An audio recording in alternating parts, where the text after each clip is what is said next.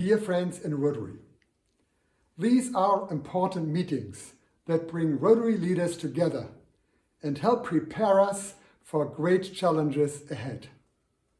We are in a time of rapid change, and we need to keep working together to ensure that Rotary comes out of these difficult times in a stronger position.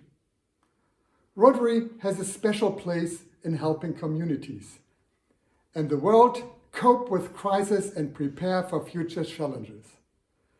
Rotary service, large and small, brings hope to people who need our help. Because of this, Rotary opens opportunities for us to live a richer, more meaningful life with friends around the world, based on our core values. Others are taking notice of our good work. Governments and institutions are relying on public health partnerships that we have helped to build. This is positive news, but it is no guarantee for future success. Rotary was founded in a world that doesn't exist in the same form. It should be obvious to everyone now that we are in a different world. It moves faster, it is harder to fully comprehend, and it is filled with crises to manage. As people adapt to these changes, they think differently and change their routines. And even before COVID-19, people were starting to move away from some of the traditions that defined Rotary clubs. We are used to regular lunch meetings at specific times each week. But that no longer fits with the world. People today demand flexibility and unique forms of outreach. And even before the crisis, people met and kept up with friends in different ways than before. Social media and online connections have become more and more important. Now we are all used to meeting virtually. But most important of all, the younger generations that have grown up in this new world have a strong desire for service and connections. But they don't want to wait their turn to lead. They want to play meaningful roles today. And if Rotary cannot provide it, they will form their own types of connections. The world will not slow down for us. This new world is a great opportunity for Rotary, but we will succeed only if we put everything on the table, test new approaches, and prepare for the future. We will capture this moment to grow Rotary, making it stronger, more adaptable, and even more aligned with our core values of fellowship, integrity, leadership, service, and diversity. The four-way test is an important way that we hold onto these values. It helps us making objective decisions and is all about self-reflection. In some new world, sometimes you don't know even what you see with your own eyes is true. But the four-way test allows us to ask ourselves, am I being honest? And am I doing the right thing? That is important. And if we are being completely honest with ourselves, and when we look ahead, do we think Rotary is doing enough to face the challenges of the future? Rotary values remain constant, but Rotary has to change and will change. And even if some fellow Rotarians will complain that it does not look like their old Rotary, we have to change. As Paul Harris said, we have to be revolutionary from time to time. And now is the time to be revolutionary. And one way we will do this is by creating new club models and rethinking what it means to be in Rotary. Young people should be the architects of these new clubs. We have to be open to new approaches. Some new clubs might be formed around a Rotary area of focus. Or maybe each district should have a club of alumni who have already shared a life-changing experience through Rotary. Maybe new clubs could be affiliated with companies or even other membership organizations. The possibilities are limitless, and I am challenging Rotaractors and young Rotarians and all of you to step up and become architects of this change. I want to see them unleash their creativity and think of new ways to invite new Rotarians in clubs that suit to their interests and needs. We also need to embrace our core value of diversity and make it a strength. We are people from different backgrounds, different generations, languages, and cultures. And even the way that we live Rotary is different country to country and club to club.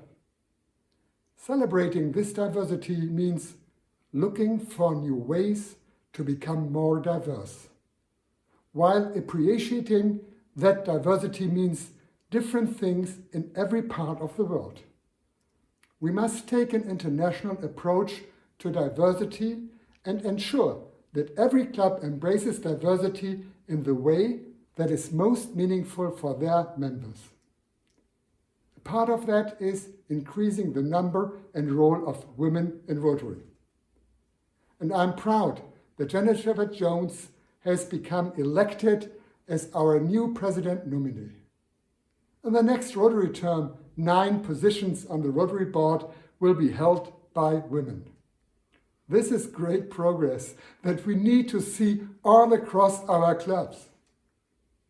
Progress with women is important, and let's also make it concerted and intentional effort to reach out to people who feel left out and find ways for them to be part of the family of Rotary.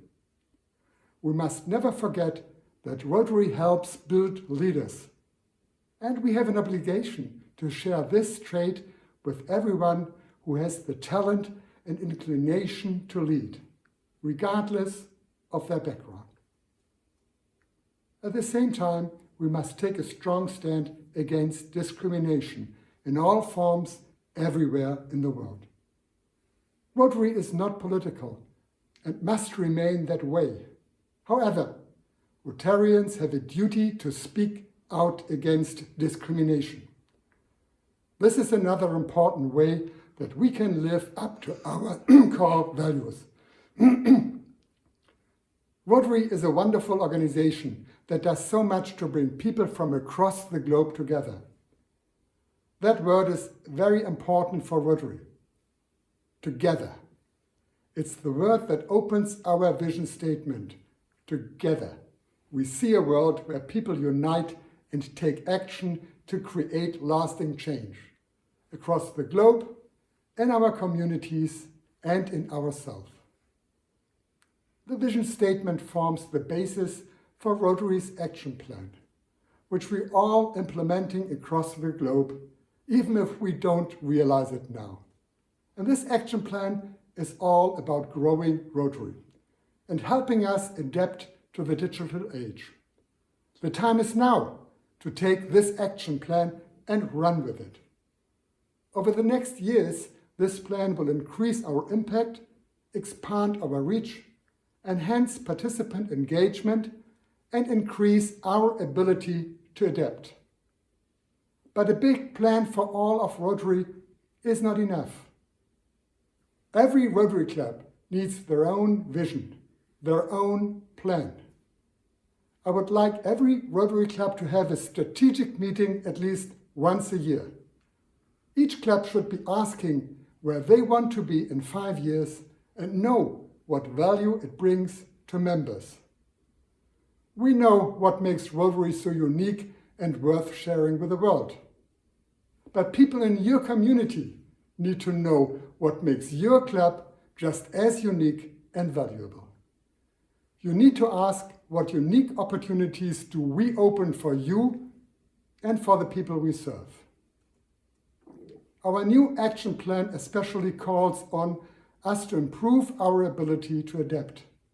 But adaptation is not enough. We need to change, and change dramatically, if we are to face the challenges of this new age and provide the Rotary that the world needs.